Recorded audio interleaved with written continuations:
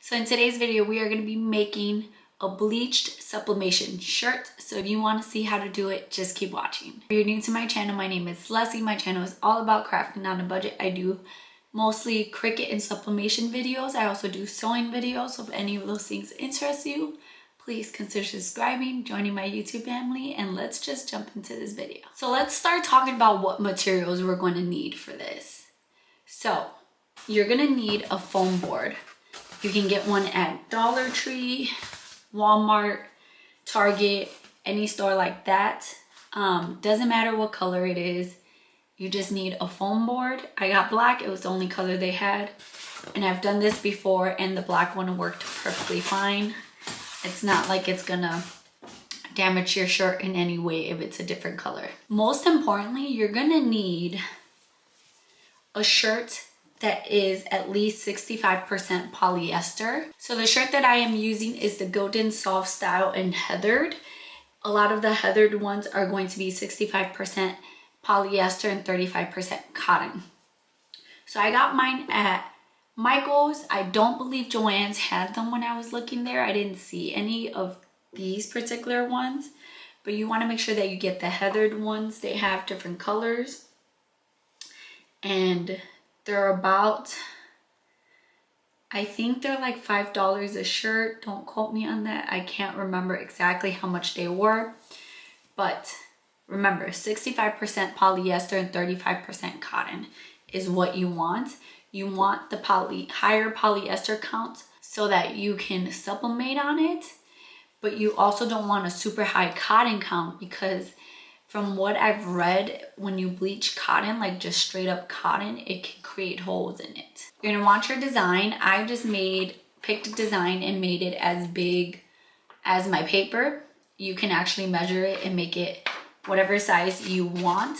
I am using InnoSub paper. I will have it linked down below. I absolutely love this paper. If you haven't seen my video where I tried this paper and some other of the products they have, absolutely love it, obsessed with it. You're going to need bleach, whether that's Clorox, cheap bleach, you need bleach.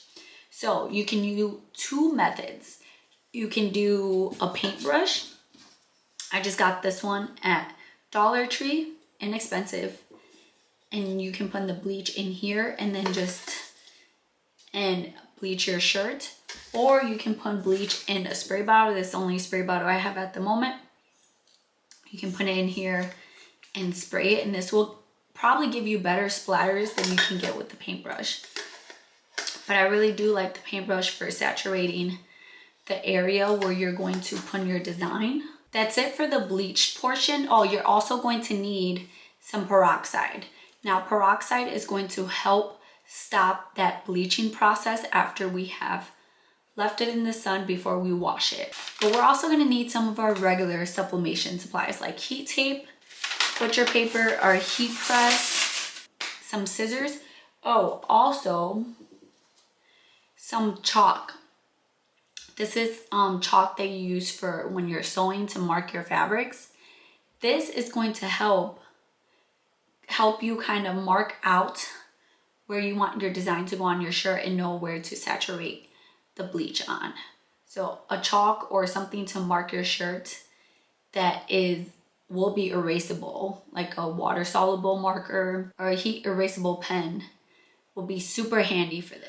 We're gonna start off by just taking our shirt, making sure we take off the sticker on it, and we're just gonna use a lint roller, and we're just going to lint roll it a bit. And now we're just gonna take our foam board and we're going to put it inside of our shirt. This is just gonna make sure that the bleach doesn't go onto the other side. My foam board isn't super flat anymore because I've used it before. That's okay. So now we're gonna kind of decide where our design is going to go. I'm gonna take some scissors, and I find this helpful to just take scissors and trim as close as possible to your design, just so you know more or less the space that you're actually gonna need for your design. So now we're gonna just kind of figure out where we want our design on our shirt. we're just going to kind of just place it, just figure it out. And then once you kind of know where you want it, you can take your chalk, whatever marking tool you're using, and just mark around that.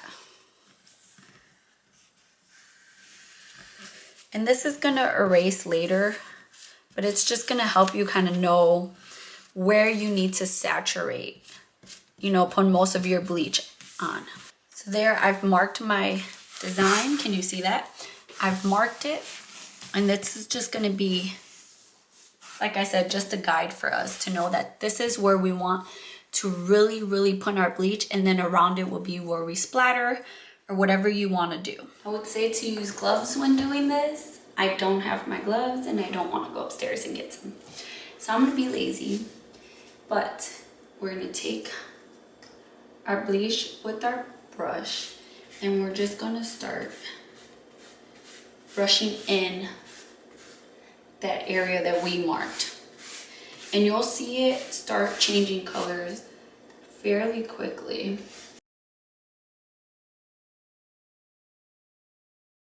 And this doesn't have to be perfect, you know, this is kind of like art, and you are, just be creative, you know. So you just want to make sure that area is saturated really nicely. And if you wanted, you can go a little bit like around it. And if you want, again, you can use a spray bottle. And you can just spray around it.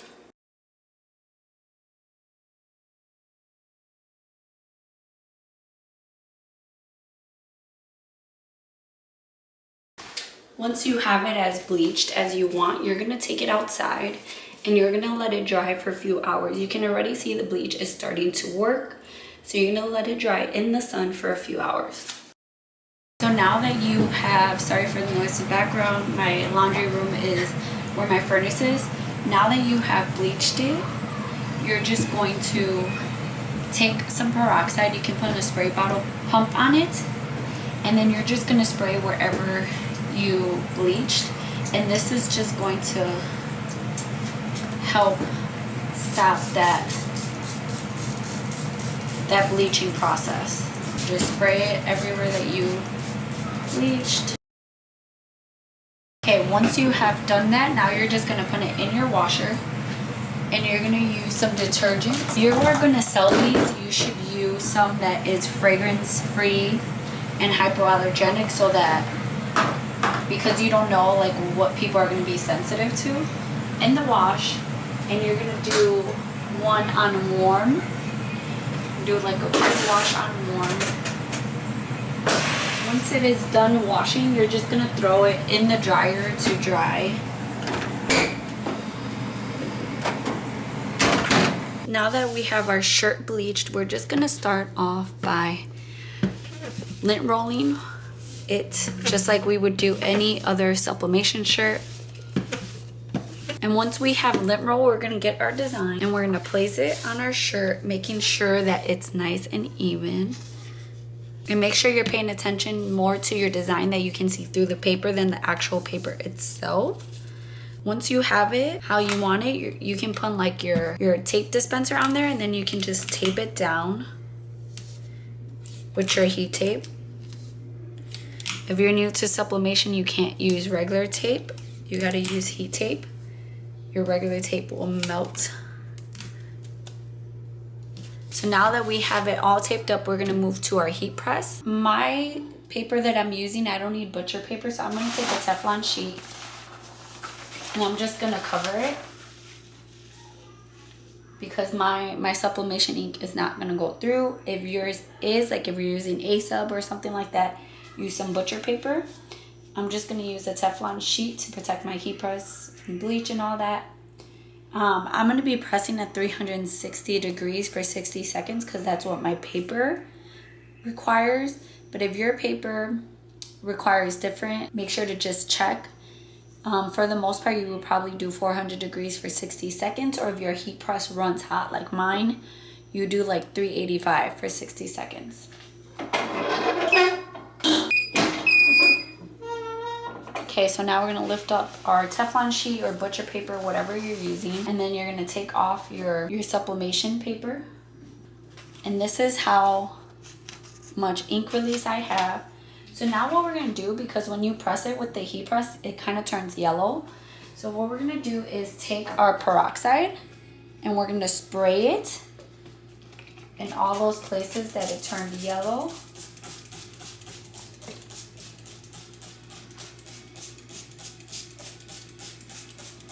And then we're just gonna let the heat from the heat press warm it up. You can put it like this, like just put it closer, but don't press it down. Just let the heat from your heat press kind of dry that peroxide up.